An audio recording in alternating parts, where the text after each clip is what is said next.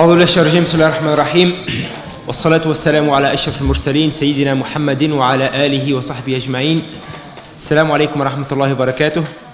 So welcome to you all to this public lecture that is actually a public lecture that is organized by CILE, the Center for Islamic Legislation and Ethics, that is holding this week since yesterday until Friday.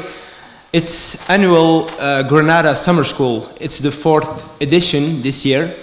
And of course, every year we have public lectures at the side of the event, which have as purpose to be open to the wider public in order to share with the wider public the ideas that have been debated during this intensive summer school. So the idea is also to give you a flavor about, what we are treating during this summer school. So without further ado, of course, we are running late. We will start, inshallah. So we will have 4 lectures for each one will talk 10 minutes. And then we can give you enough space also to express yourself. So I will start myself, inshallah. So I'm Chauki Lazhar, to present myself. I'm Deputy Director from the Center of Legislation and Ethics, Islamic Legislation and Ethics. And my short presentation will be about, the overall topic is about ethics and Maqasid, the higher objective of Islam. My topic today will be about fitra, the natural disposition that is within human being, as a basis of maqasid, as a basis of the higher objectives of Islam. And actually, if we read Ibn Ashur, which is one of the main theorists of the discipline of maqasid, he said that the whole Sharia or the whole Islam is actually aiming to bring back human being to his fitrah, to his inner nature, to be in harmony with this nature that is consisting him. And actually, if we look at the Islam itself, even the concept or the word Islam, we can easily see that Islam is not only a religion that was revealed to the prophets, but actually Islam in its broad sense is a universal order. And the word itself, Islam, means several things. It means, the derivance is salam and al-istislam, salamatu shay, والدخول في السلم والسلامة. So here we have several roots of the word Islam that are all referring to a similar thing. And that is that, for example, one of the meanings of Islam is salam, or peace, or الدخول في السلم. يا أيها الذين آمنوا ادخلوا في السلم. الدخول في السلم. So to enter in peace. This is one meaning of Islam.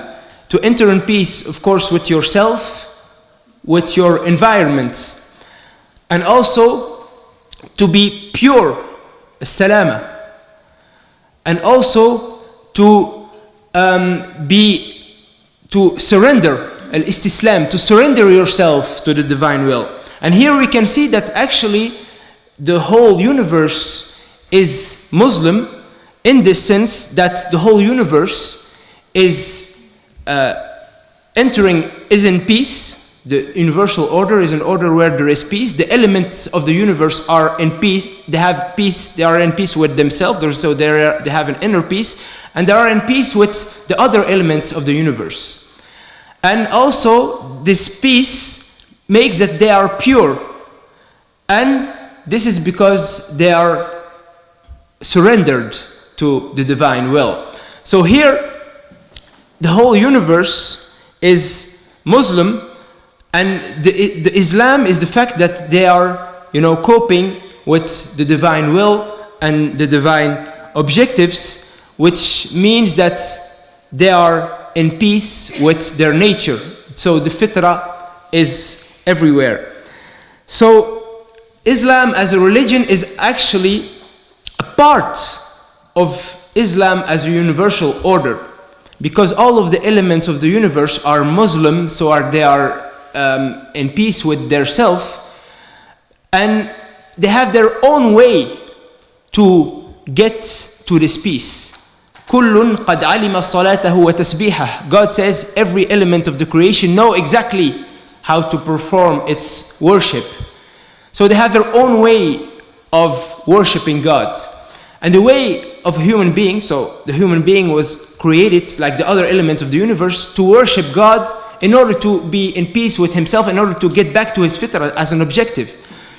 And the way for the human being to get there is also the natural order that is already in him, his biological fitrah, his biological nature, his spiritual fitrah, his spiritual nature, because you know the essence of the human being is a divine insufflation that is in him, and that makes of him an ethical being in essence, because in his essence he is a being that is aspiring to the good, to the just, to the worship of God, to the beauty, etc., etc. So the Islam as a revelation is just one part of this Islam as a universal order, and it's the path for human being to follow in order to enter in peace with this universal order. So at the end of the day, the objective of Islam as a religion is to enter in peace, دخول في السلم,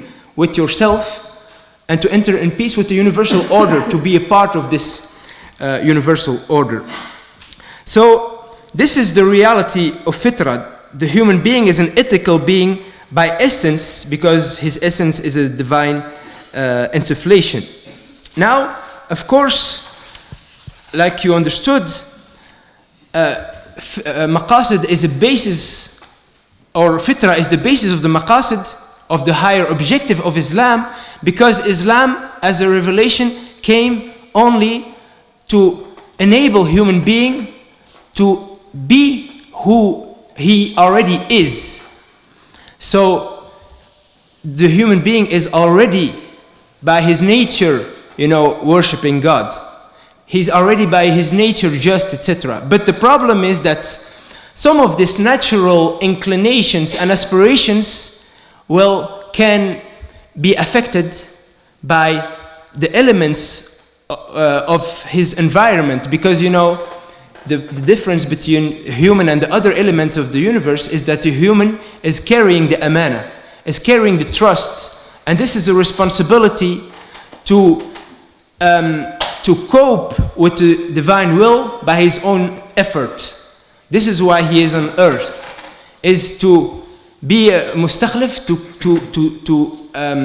to cope or to strive to harmonize his inner aspiration by his own effort. And this is why he got revelation, and he got the choice to transgress this fitrah that is constituting him, or to cope to it. And in order to help him to cope to it, he got revelation that will help him to this. So you understood that revelation is nothing but something that helps you go back to nature and to your natural disposition. And here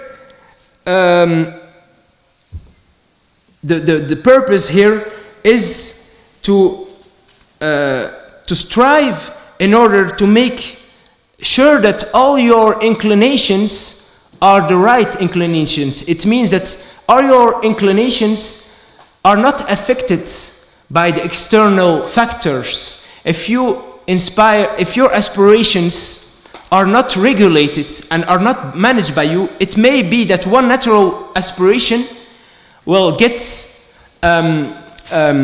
affect another one. For example, you aspire to justice, and it may be that your aspiration, which is natural also, to position, will take the lead and will affect your aspiration to justice. So you will act unjustly because you did not manage this balance between your aspiration for justice, for example, and your aspiration for position. Or for example, your aspiration for, the divine, for God, for worshiping God, may be affected by another aspiration, that is your aspiration, for example, of, respecting yourself and loving yourself, which is natural, but it can, if you don't manage it well, it can become egocentrism, and it can affect your other aspirations. So here, the purpose of this management, which we were created for, is to create this balance within you. And the Prophet ﷺ says, لا يؤمن أحدكم حتى يكون هواه تبعا لما جئت به. Nobody of you is a believer until his desires follow that which I came with. And that which the Prophet came with is the fitrah. This revelation is nothing but the fitrah. So you are not a believer until your aspirations become in line with your true nature. And also the Prophet ﷺ says, أفضل الجهاد أن يجاهد الرجل نفسه وهواه. The best jihad is to do jihad against your nafs and against your desires, because those desires, if they are not regulated, like I said, they might create a disorder that will go against the fitrah. So Sharia is there to preserve the fitrah. And just to finish, the Prophet ﷺ says in a hadith, من سرته حسنته وساءته سيئته فذلك المؤمن. The one who is happy with his good deed and who is unhappy with his bad deed, that is the believer. Which means that, if you do a good deed, this is an objective, of course. This is where we should strive to. When you do a good deed, it becomes, something natural. Something is like eating and drinking. You feel good when you eat and you drink. You are, satisfied. Well, when you do a good deed and you're happy, you're satisfied, it means that you got there. You are there. You are the true mu'min, because your fitrah, procures you, your good deed procures you pleasure, which means that your fitrah is healthy. And your bad deed procures you pain. It means that it's affecting your fitrah. It means that your fitrah is alive. Wallahu a'lam. Wa akhiru da'wan alhamdulillahi rabbil alameen. And I gave the word straight away to my colleague, the next speaker, Dr. Muetaz Khatib, who is assistant professor in methodology of ethics in the Center for Islamic Legislation and Ethics. So the core issue that ethics in the Greek tradition is well defined, both as a concept and area of traditional philosophical tradition or studies. The problem arises in Islamic tradition in how to define the nature and range of Islamic ethical thought without imposing upon it Western conceptual categories, and at the same time without accepting such broad and holistic definition for ethics, which include every moral sentiment ever expressed. The ethical discourse may be divided into four main topics in the discussion nowadays. Number one, the descriptive ethics. Descriptive ethics provides reports on the actual moral conduct governing the behavior and practice in particular society without judging those local moral principles.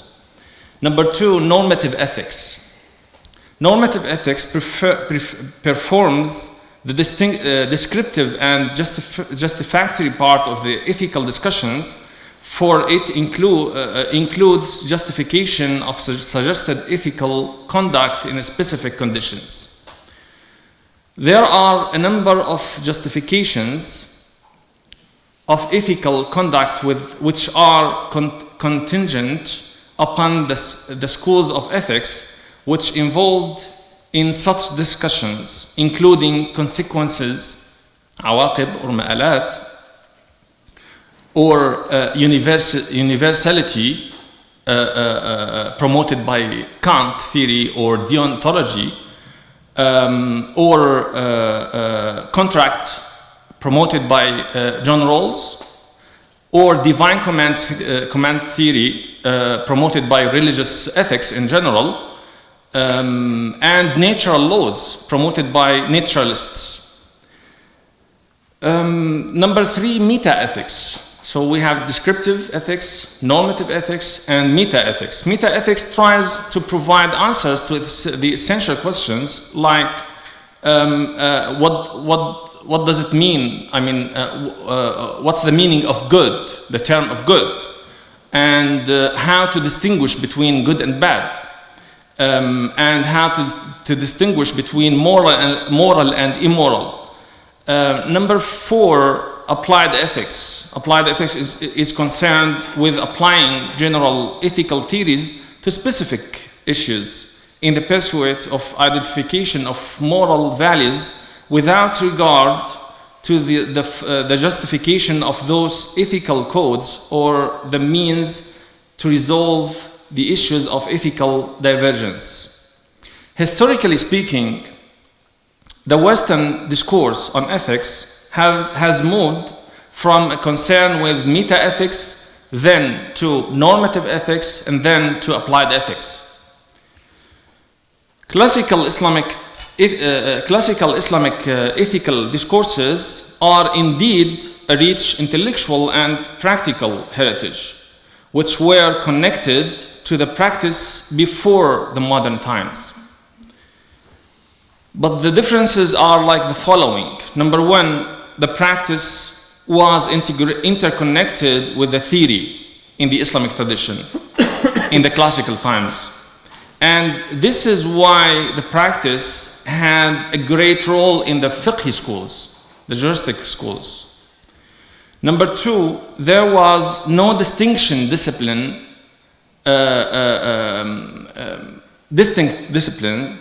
called ethics because there was interrelation between the different levels of Islamic disciplines, usul, furu', fiqhiyya, qawaid, maqasid, furuq, etc.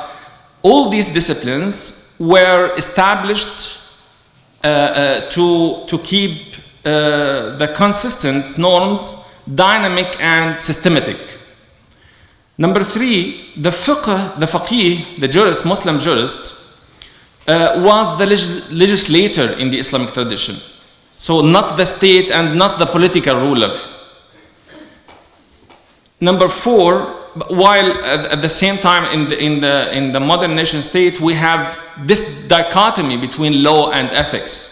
But in the classical time there was no this distinction because the legislator was the Muslim jurist, not the state and not the political ruler. Number 4, there was different institutions taking care of the public morality. These institutions like Hisba, for example, to observe the morality at the social level. So in this regard, Maqasid, the higher objective of Sharia, provides answers to essential questions in what we call it meta-ethics in the third types of ethics. And to establish an ethical Islamic theory or Islamic moral theory, we should integrate and cross the borders between these different disciplines and establish and clarify the moral discussions in the tradition based on the modern challenges. And I'll stop here. Yeah, thank you. Today I want to speak about Maqasid in its linguistic sense, not in its technical sense as Maqasid al-Sharia, but as we call Maqasid al-Mukallaf, objectives of the individuals and their relationship with ethics and with terminology. I hope we all agree that terminology has power. and we can speak about power of terminology and terminology of power. We use terminology in a specific way in order to make, and this is the ethical aspect of it, in order to make claims about truth. That it is true what we say, that it is not true what the other is saying or others claiming. So we use it either to prove truth, to submerge it, to distort it, or simply to eliminate it. But it has also a relationship with the objectives of the people. One of the main objectives of using a specific terminology is to influence the targeted audience. Usually we use terminology not to convince the people with whom we debate, but in order to win the hearts of those who are observing the debate. So it's much more about the emotions than about the arguments and the counter arguments. And about the power of terminology, we can just give a few examples.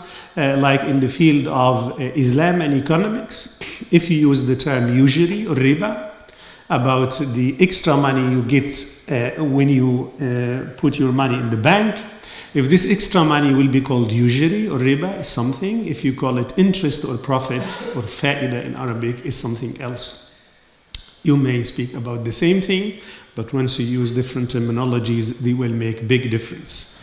If you use the term disability, it's completely different than using the term health condition. Disability is more or less a medicalized form, which speaks about a disease, which is something internal in the person. But if you speak about a health condition, you speak about external factors which can transform this condition into disability. So disability does not come from inside, from the state of the person, but from the barriers coming from society or coming from the government, etc. And so on and so forth. You can use this also for the politics when the military action from the US against Iraq. If you watch CNN on the day, you will see very big mottos and slogans on the CNN writing liberating Iraq. Great majority of the people, even now in the US, speak about colonizing Iraq. So it's one action, but use different terminologies because you have different objectives and you have different claims about ethics. The terminology that I want to speak about, I want to speak about three sets of terminologies related to Islam and its ethical system. I hope I will have time to speak about the three of them, but anyhow, these are just examples to make a case about my argument. The first set of terminologies are the adjective Islamic, to put the adjective Islamic before specific words or terms. The second set is the IST terms like Islamist, fundamentalist, extremist, terrorist, and go further.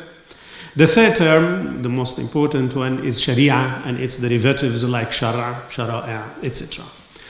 My thesis here is that using these terminologies in the modern debate about Islam and its position in modern society is not a linguistic technical issue, but it has to do more with what we mean about the position of Islam, that should Islam take in our modern system, the governing system of Islam, how far this religion and its system is compatible with modernity and with modern civilization, and if this religion has any place, what place it is. And within this debate, the rule of ethics and morality is crucial, as we will see when we speak about Sharia, the third term. The adjective Islamic or Islami in Arabic, when we check the bibliographies, important bibliographies in Islamic studies like Al-Fihrist of Al-Nadim, up to Haji Khalifa and Al-Tahanawi, with centuries differentiating between them, we don't come up through the term Islamic. It does not figure out in the titles of the books which come in these bibliographical works. I made a quick search about this. I found the term 9 times in these 3 books. Only one of them appears in the main text of the book, and 8 times in the footnote made by the editor of the book. So the editor of the book, who comes to the modern time, uses the word Islamic, but the author, who belongs to pre-modern age, does not use it. We have just one important exception in this, the title of Al-Ash'ari's book, Maqalat al-Islamiyyin, so which we can mistakenly translate as treatises of the Islamists, but it is not the Islamists. Here, al-Islamiyyin is less than Muslim. Those who claim that they are Muslims, and you, as an author, you take a neutral position. These people, whether they are Khawarij, whether they are whatever, Jahmiya or Sunnah or Jama'ah, whatever, they are all Islamiyin. They ascribe themselves to Islam. And that's it. I don't make a judgment as an author. In the modern time, Islamist becomes more than Muslim. So I am a Muslim, but I'm not only Muslim, I'm even an Islami. So, which means that I believe in Islam as a holistic way of life, Islam a system in politics, a system in economics, etc. The final one, Sharia and its derivatives. One of the most self-evident terms throughout Islamic history in the pre-modern time tend to be one of the most vague terms in our modern time.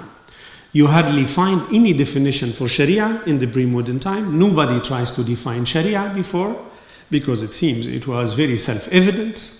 And everybody is fighting now about what Sharia actually is in the modern time, and also about its image. My next speaker, Dr. Tariq, he wrote in his book about the future of Muslims in the West, and I use this quotation because it's also used by the Archbishop of Canterbury when there was a big debate in the UK about Sharia, so-called Sharia courts in the UK, and about the positions of Muslim minorities. Tariq Ramadan says, and I quote him, "The idea of Sharia calls up all the darkest images of Islam." This is in the modern time, of course. It has reached the extent that many Muslim intellectuals do not dare even to refer to the concept for fear of frightening people or arousing suspicion of all their work by the mere mention of the word. Especially in a Western context, when you say Sharia, you recall oppression of women, corporeal punishments, injustice, dictatorship, whatever. Although it was in the pre-modern time specifically a source of pride. Raghib al-Asfahani wrote Al-Zari'a ila Makarim Sharia, the noble characteristics of Sharia. It was something noble, it was a source of pride. What Tariq and his colleagues like Khalid Abu al-Fadl, like Al-Hallaq and others, their main thesis now speaks about if we cross out Sharia because of this attack on the term, because you want to reposition Islam in the modern time, we will lose a lot. We will lose the ethical component of Sharia, which has universal principles which can be enriching for us as humans and as humans, fellows living in this planet. And this turned out to what Marion Holmes Katz calls the ethical turn in Islamic studies. There is too much now focus on, not too much, there is much focus now on the ethical aspects of Islam, of Islamic studies, of controversial terms which we have now like Sharia. I will not speak a lot about the intentions of Tariq Ramadan and how to interpret his position. I will leave this to him. We don't speak about someone in the history. We speak about a contemporary author. So I give the word now to him. Thank you very much. So you have seen, for those who have been here in the morning, that they keep on not answering some of the questions or ending their talks by saying he will carry on. Anyway, I think that the discussion that we had with starting with the fitra, this perception and this understanding of human beings from an Islamic perspective, and the categorization of ethics in Islam, but not only in Islam, because I think that the starting point of the discussion is also what we find in the Western philosophy about the different types of ethical concerns and categorization. And the last talk of Dr. Ghaly about definitions, giving us something which is this a very good framework from where we can start having a discussion about the relationship between ethics and maqasid, based on the conception of human being, what we mean by the ethical reference, and in which way we have to deal with the definitions and the way we are going to implement this. So for me, in 10 minutes, what I think it's important from within the tradition, even before the categorization that was referred to, it's to get a sense of the critical way definitions were put within the Islamic tradition, as we speak from within the Islamic tradition, but also to understand in which way they were problematized in the Western philosophical traditions. So, for example, when it comes to ethics, as we are translating this into Arabic, akhlaq, it's not exactly the same. In Arabic, it doesn't have the same meaning.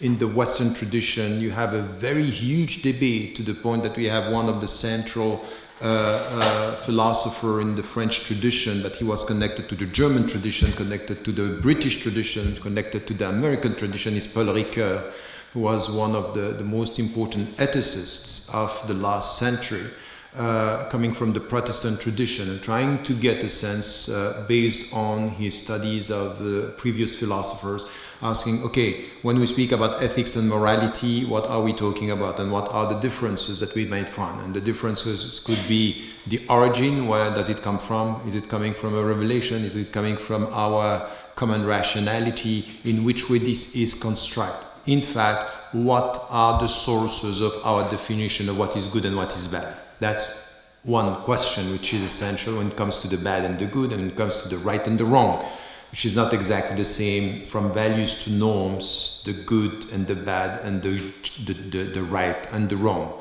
which one could be more legal, the other more ethical, while at the same time the opposite could be true as well. So we have a discussion here which is for us very important, because we have exactly the same in the Islamic tradition, is what are the sources of for us when it comes to define what is good and what is bad. Is it the text? Is it nature? Is it what it is exactly?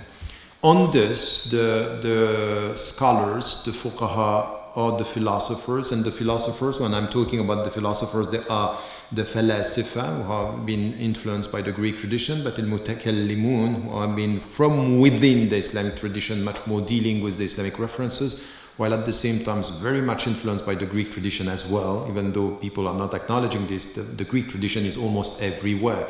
Even with Muhammed al-Ghazali rejecting or talking about or rejecting philosophy, you can see how much he was influenced himself by the Greek tradition. And you had following fuqaha or scholars, Muslim scholars, understanding how much this was complicated. But I don't want to enter in this. This discussion here is just for us to understand that we need from within to get a deep sense of the source of morality, the source of the ethical values, and at the same time, which is essential in our understanding, as much as you need to talk about the source, when you talk about the source, in a way you are questioning the goals.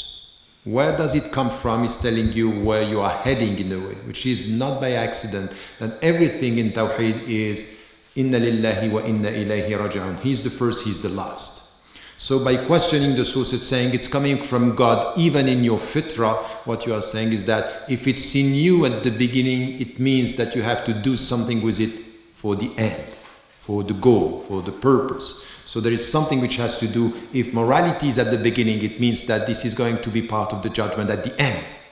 So, and we are going to be judged on our behavior, on the morality of your life. And the model of Islam, وَإِنَّكَ عَلَى خُلُقٍ عَظِيمٍ, means that the way you are behaving is making you a model.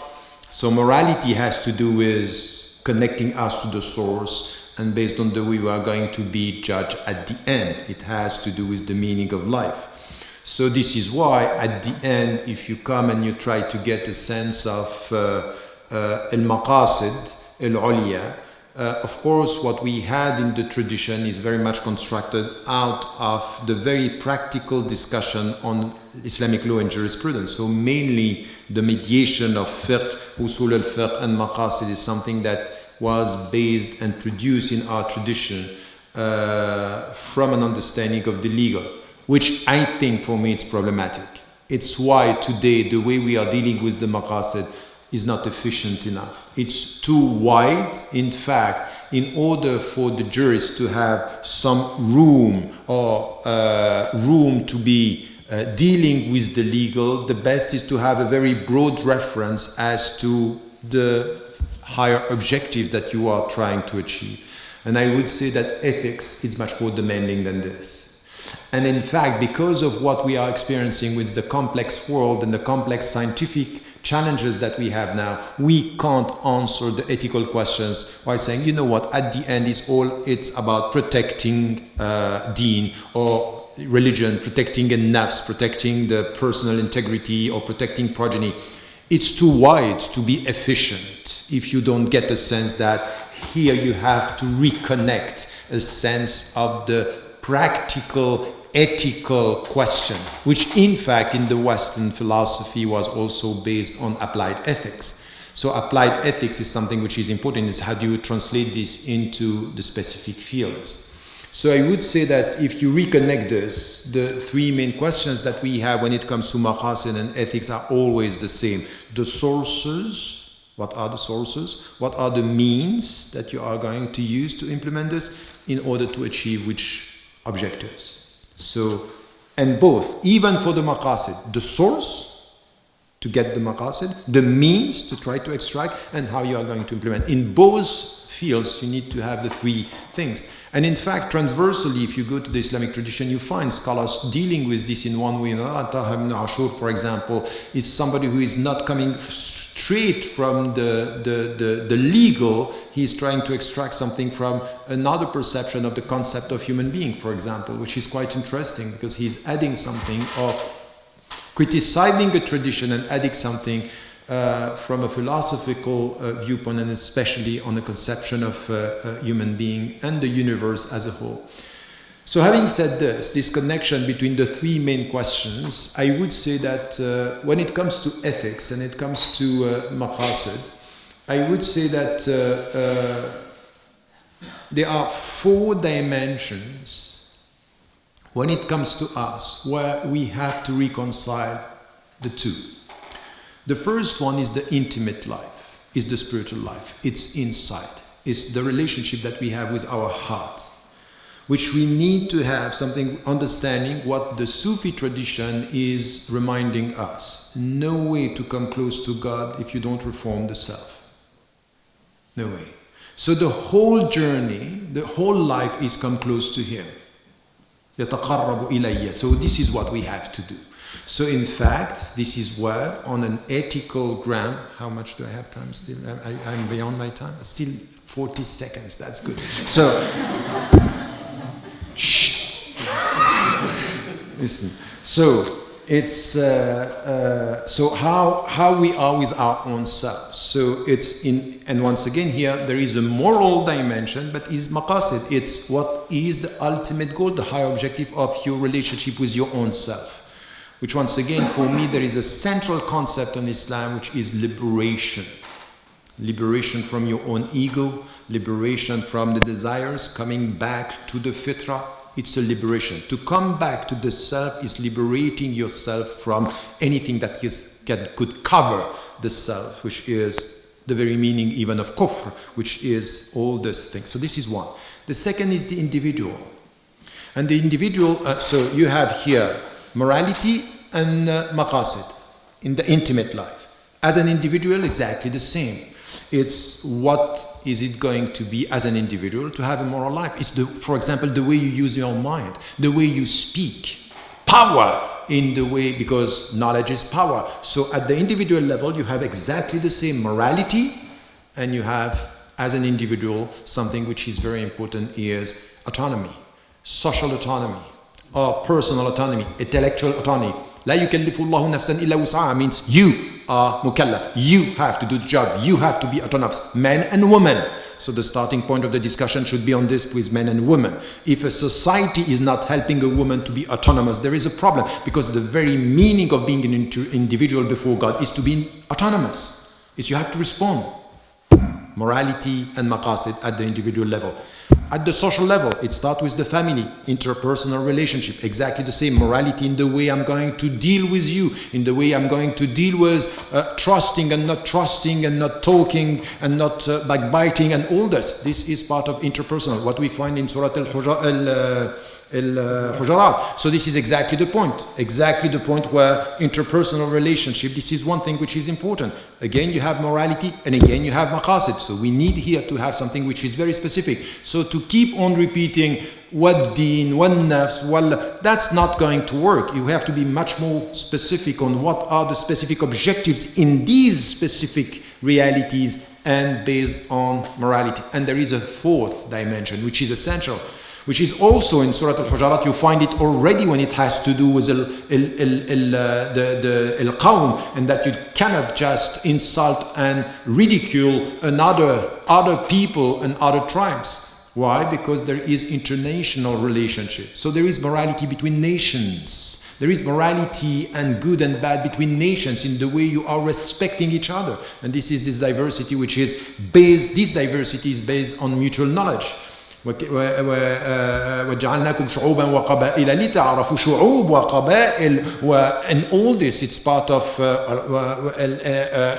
something that we have to respect. So intimate, individual, social, international, all these dimensions need to have the relationship, again reconciling the ethical with the source, with the means, with the objectives at every level. And we need to come with this comprehensive approach. Add to this, and this is my final word, that crossing the board, in every field there is knowledge. When it comes to you, the personal dimension, what we have, ilm al-qalb, it's knowledge. This is التصوف is علم القلب, but not only psychology, very important, the way it works. Now it comes to the individuals. How do you get this autonomy? How do you get this knowledge? When it comes to social, there is knowledge, sociology, cultural studies, all this is part. And then international, it has to do with politics, it has to do with international relationships. In every field now you come and you have to be very specific in what are the moral teachings that we have to respect, and what are the higher objectives that you need to set in every field. So it means that the shuyukh, the ulama, the fuqaha are not able to do the job on their own if the people in every single field are not involved in the discussion, part of the process. Inshallah.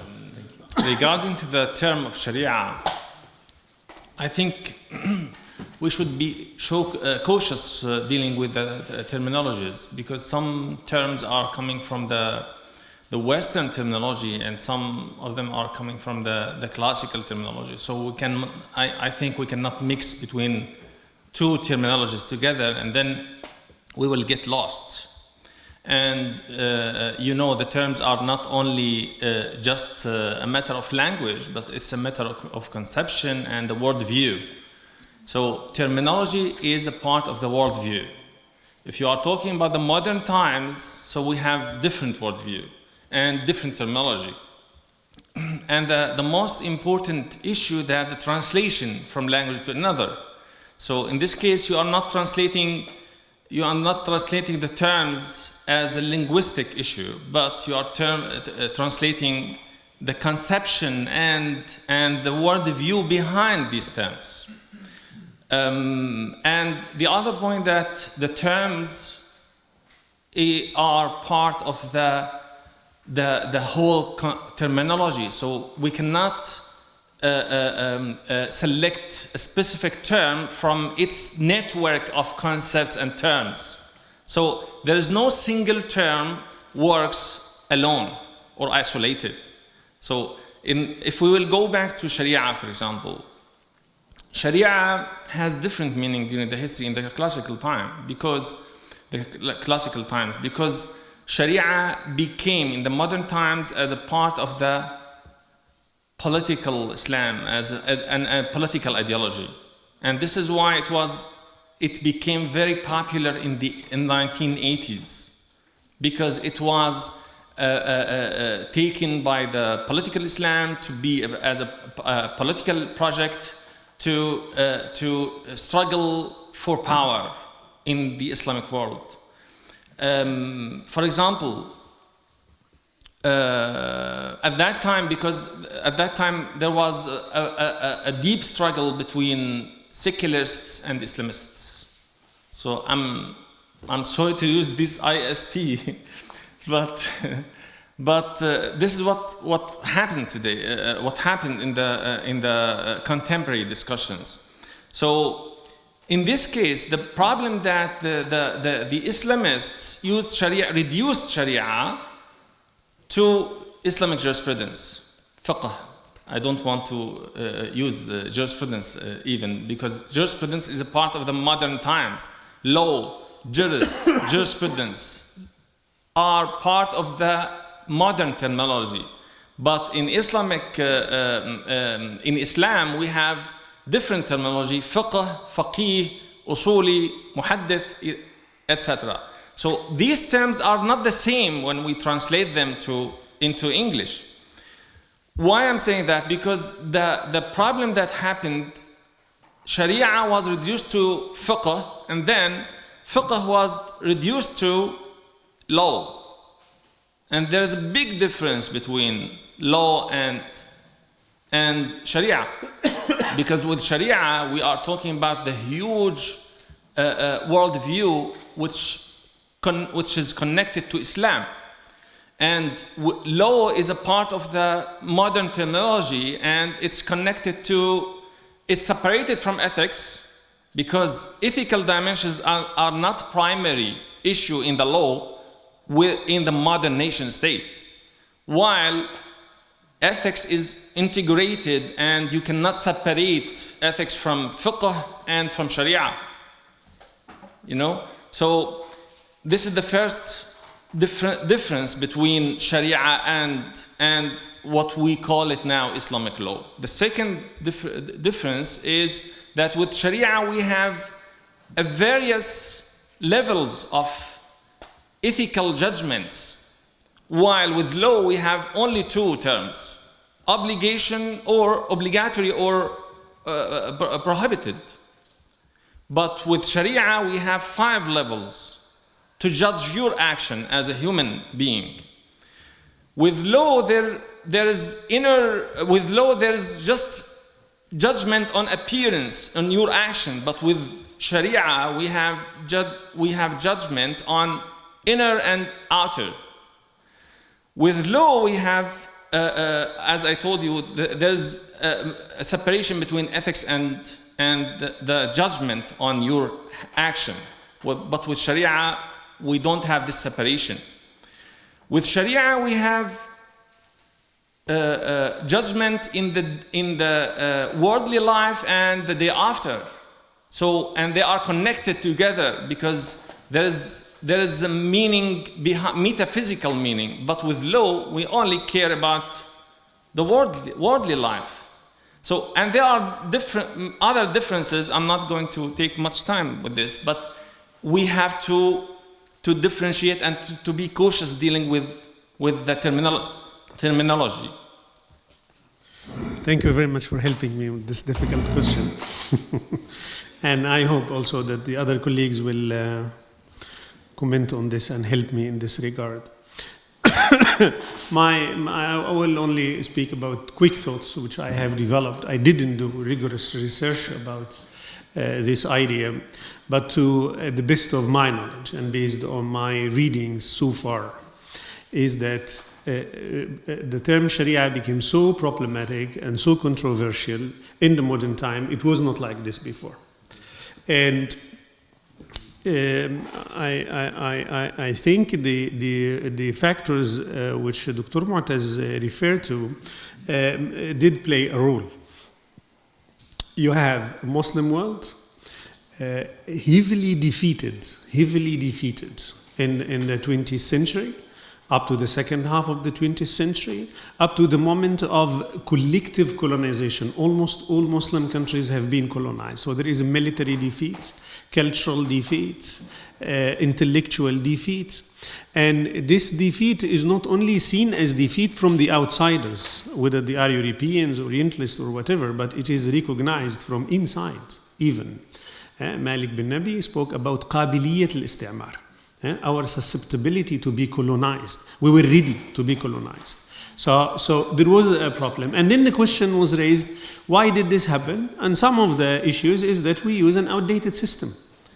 We are using an outdated system. These people who colonized us, they are using a better system. To my mind, this was for the first time in history raised, to have doubts about the system you have.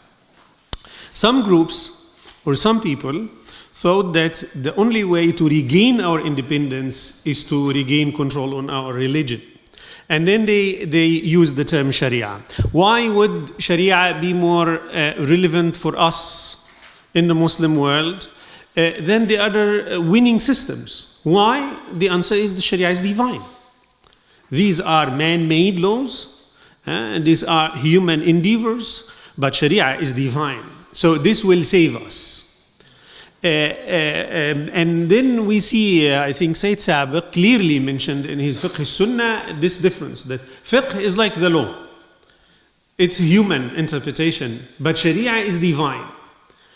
Again, to the best of my knowledge, this was not the understanding in the pre-modern time. I have read books of Juwayni and others. They speak about that the agreement in Sharia is not even 10%. 10%. And the rest are human interpretations. So this understanding that Sharia is divine and that the other laws are human interpretations, etc. To my understanding, and this should be verified, Sharia was Islam.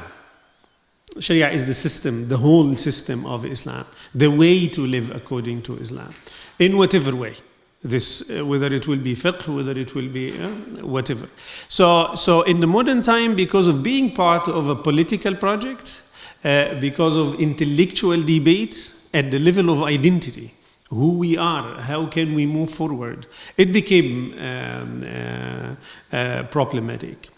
So these are the thoughts I have. I hope they can help you. Have a good night today and to sleep well. And I am busy with the idea. I'm very busy with the idea and the use of Sharia in fields like economics, like bioethics. Do the ideas we produce in the field of Islamic finance and Islamic bioethics is the Sharia? Do we speak about Sharia and bioethics? Do we speak about Sharia and economics, etc.? I'm quite busy, and once there are results, I will share them with you every now and then. Thank you very much. Yes, there were two questions. The first one was about how do we want to implement our vision when it comes to what we are trying to do. To tell you the truth, I'm not sure that by talking to governments is going to change a lot.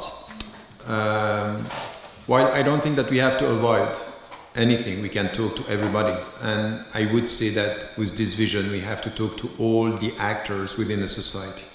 What is important for us when it comes to a school of thought or trying to deal with Muslims, and as we said, we have three main targets. The first is the scholars, the second is the students, and then the average Muslims, the ordinary Muslims around the world. It's really to be quite clear on what we first, the frame, which is important, this understanding, this mindset, which once again is to make it clear to everybody, you have your share in the evolution of thought within your own tradition. It's not only about the shuyukh, it's not only about the scholars, it has to do with Muslims at the grassroots level, or students when they are studying, or experts in their field, or professionals. Whatever you do, you have your share. Now what we have to do is, and what we are doing now, It's what we started with a research center. So working on different fields and trying to bring people. Now we started with having scholars of the text and the context coming together. Now we have call for papers when we are asking the people to contribute and to write papers. We have seminars that we are trying to bring scholars of the text and the context.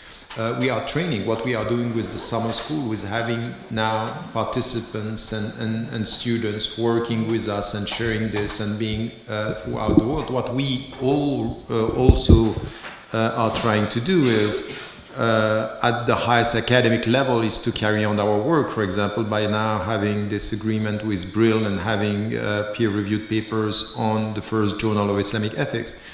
We also have now an agreement, the formal agreement with Oxford University Press to have the first encyclopedia of Islamic ethics, which is producing, okay? And it's going to be 5 volumes, which is a big work to do. It's over 10 years, if not more.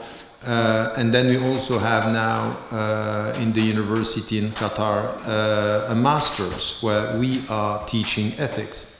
So these are things that we are doing. The summer school is something that we are doing. We are doing it here in Grenada. We are doing it in African countries. What we want is to have it in other countries and to carry on this work of having summer schools, training the people and working. It's a very long process. We are not working for it's not a political timing. It's a generational thing that we need to be involved. So I think this is important. As to what was said about Sharia, I think that the complex answer, it's the starting point of what you should do as somebody who's trying to get your own understanding of your tradition. Now, the people around you, when it comes to Sharia, also need some simple answer about how do we do this. But I think that this is something that we have to do. For example, in the last book, now it's in English, it's Islam, the Essentials. I took time, I tried to have a simple introduction, but not simplistic with the notions of Islam. And I have a glossary of more than 500 words or notions from Arabic to English. And then more than that, some of the notions, so which, for example, is Sharia. It's one of the terms, and I'm giving some different definitions that we have among the fuqaha, among the mystics, among the philosophers. So what we have as different definitions. What is important is to make, and jihad is exactly the same. These are controversial notions that we have to recapture. I got so many people saying we have to remove Sharia is wrong, you have to remove jihad, and some they want to remove even some verses of the Quran. We have to be quite clear on our definition, because in fact, the Muslims were also responsible of the distortion of some notions, speaking about Sharia by starting with the hudud, saying we are implementing Sharia when we are implementing the penal code, reducing everything even to the worst. This is also it's not coming from nowhere. There were people talking like this, and we have still people talking like that. So I would say that terminology, by the way, we also have, it's not only a question of translating from Arabic to English, from Arabic to Arabic for some of the people who are getting the notions that are not well understood. So there are some notions like this that are very, very important for us. When it comes also to some of our positioning in fitra, it's a very important word, that it's also our contribution to a new conception of human being. I think that Muslims don't get it if we still, for example, when we talk in philosophical terms, the Western tradition and the soul and the body, we speak as if it's the same. No, the moral qualification of soul and body in Islam is not the same as the Greek tradition and the Catholic tradition. It's not the same. That's very important. There are things that are essential here, and we don't get this. I remember one of the philosophers in the UK he came to me once because he realized, reading a book, that I wrote a book called Islam, the West and the Challenges of Modernity, and just talking about the story of Abraham. If you read the story of Abraham, it's Abraham, but it's not the same Abraham. Abraham in the Quran is not going through the same experience as Abraham in the Bible. Completely different. You don't get the sense of what is called in English or in French tragedy. If you don't get this loneliness before God, not understanding what is happening to you, which is not at all what is happening in the Islamic tradition. Abraham is never alone. In the Bible he is. He's even lying to his son. It's not like this in the story of the Quran. So they are the same words, not the same story.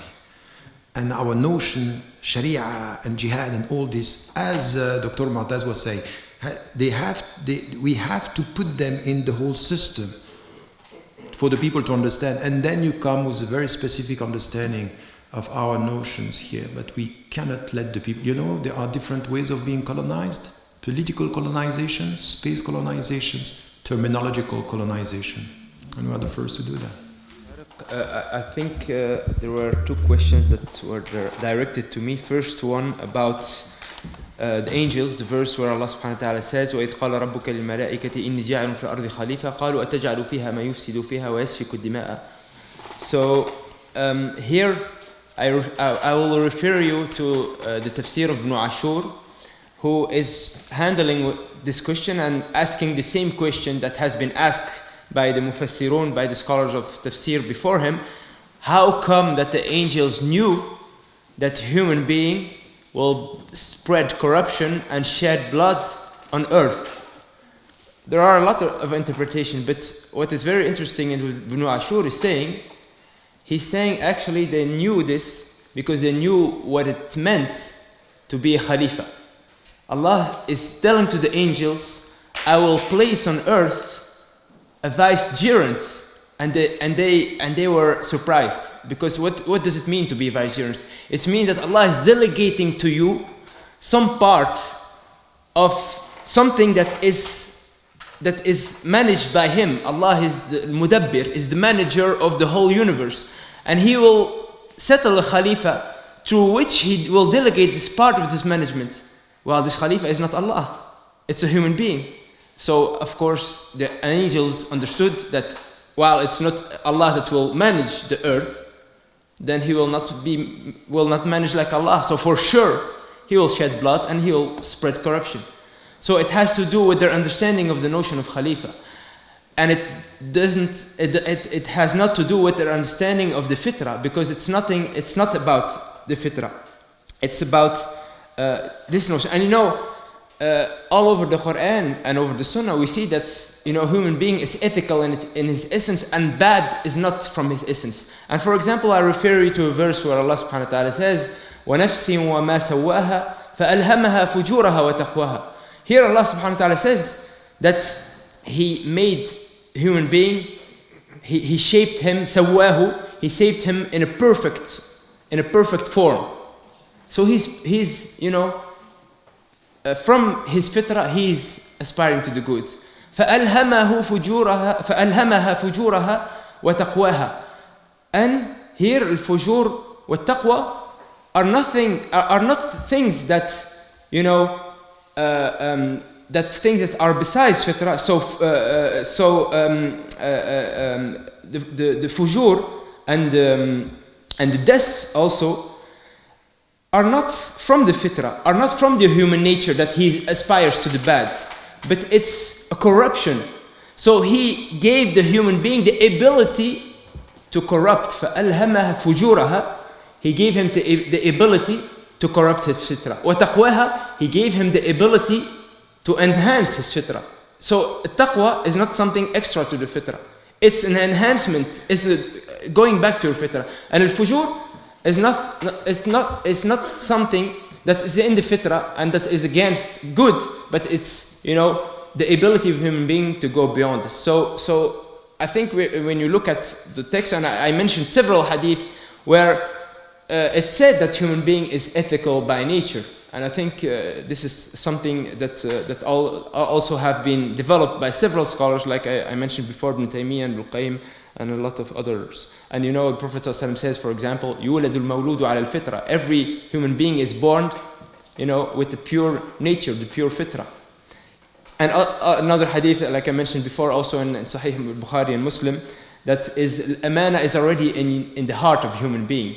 Amana, which is this responsibility he got that was given to him and not to the other elements of the creation. The second question was about the evil that is in universe, and if Allah subhanahu wa ta'ala is just and he wants justice and he created a human being that is aspiring for justice, why are there elements in the creation that are evil and that can corrupt human being from his true nature? Well, I will refer you here to Ibn Taymiyyah, who has a very interesting study on the Quranic verses that are speaking about shar, or about evil. And he says, like, if you follow the Quran, you will not find a shar yunsabu ila Allah. And we found this in the hadith, وَالشَّرُّ لَيْسَ إِلَيْكِ. The bad, the evil, is not to you, which means that it's not the objective of Allah.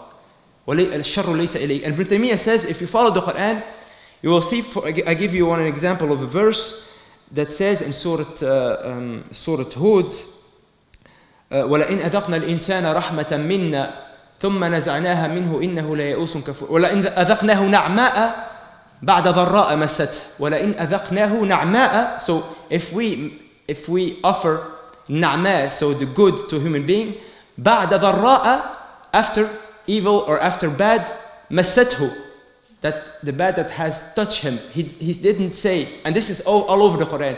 He did, when he talked about the good, he said he ينسبه إلى نفسه. He ascribed it to himself. But when he talks about evil, well, evil comes from Allah, but he does not ascribe it to himself. And Ibn Taymiyyah, he has an interesting study about this, and he gives the reasons. And he says one of the reasons, because we know that Allah subhanahu wa ta'ala created everything, even evil. But why doesn't he ascribe it to himself? One of the reasons is because it's not the objective. The objective of the creation of this evil by Allah, the evil, is the good behind it. It's one of the reasons. It's the good behind it. So it means that Allah subhanahu wa ta'ala, one of the reasons that he created evil, for example, is that you are to make you a being that is noble, a noble being, mukarram. Because without creating evil, that means that you don't have the choice in this life to choose between good and bad. By the only fact that Allah created evil, it means that you have the choice. And having the choice, it means that you have the amana, the responsibility. Having the responsibility, it means that you are a noble being. With discernment, you can think, and you can distinguish, and you can take decisions, and you are a khalifa, that Allah subhanahu wa ta'ala put on earth and trusted, and He blown into you His soul. So there is no contradiction, but at the end of the day, evil is only evil because in our perception, we perceive it as evil. But for Allah subhanahu wa ta'ala, everything is good. So it's up to you to get the good behind the evil. Allahu a'lam. So I think we came to the end of, we have to leave, it seems, at before 9 o'clock. So thank you very much for your participation. Assalamu alaikum wa rahmatullahi wa barakatuh.